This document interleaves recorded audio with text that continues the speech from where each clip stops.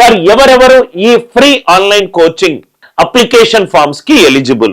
ఎవరు ఎలిజిబుల్ అంటే మీరు గ్రాడ్యుయేట్ అయినా అయి ఉండాలి, ఆర్ ఫైనల్ ఇయర్ గ్రాడ్యుయేట్స్ అయినా మీరు అప్లై చేసుకోవచ్చు. Final year graduates or graduates ఈ ఇద్దరు ఎవరైనా, మీరు ఏ గ్రాడ్యుయేషన్ స్ట్రీమ్ అయినా, ఏ ఇంజనీరింగ్ స్ట్రీమ్ అయినా, గ్రాడ్యుయేషన్ అయిపోయి ఉన్నా, ఫైనల్ ఇయర్ గ్రాడ్యుయేషన్ లో ఉన్న మీరు ఇది అప్లై చేసుకోవచ్చు. ఎంత తొందరగా అంటే అంత తొందరగా అప్లై చేయండి.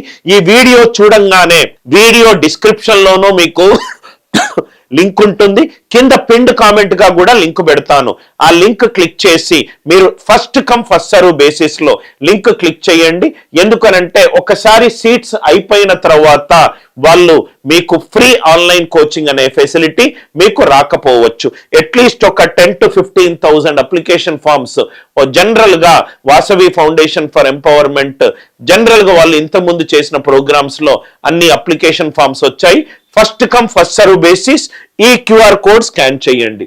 ఈ వాసవి ఫౌండేషన్ ఫర్ ఎంపవర్మెంట్ అనే సంస్థ మోస్ట్ రెస్పెక్టెడ్ సంస్థ.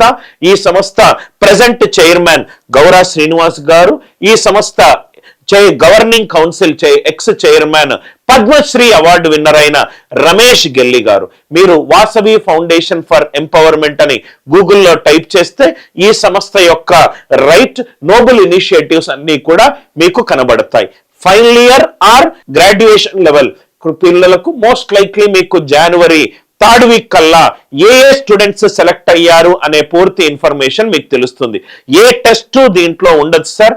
రైట్ జనరల్ గా ఏంటంటే విఎఫ్ఈ అనే సంస్థ merit students and are from lower income group వాళ్లకు రైట్ ఫ్రీగా స్పాన్సర్ చేయడానికి మన సంస్థను వాళ్ళు ఎన్నుకున్నారు. సో ఏవి టెస్ట్ ఉండదు. మీరు డీటెయిల్స్ ఫిలప్ చేసి, వాళ్ళు అడిగిన డీటెయిల్స్ మీరు ఫిలప్ చేసి మీరు కొంచెం వెయిట్ చేస్తే చాలు. వాళ్ళు ఒక సెలక్షన్ క్రైటీరియా ప్రకారము వాళ్ళు మీకు రైట్ మీరు సెలెక్ట్ అవుతే గనక మీకు కాల్ చేస్తారు, మీకు మెయిల్ చేస్తారు.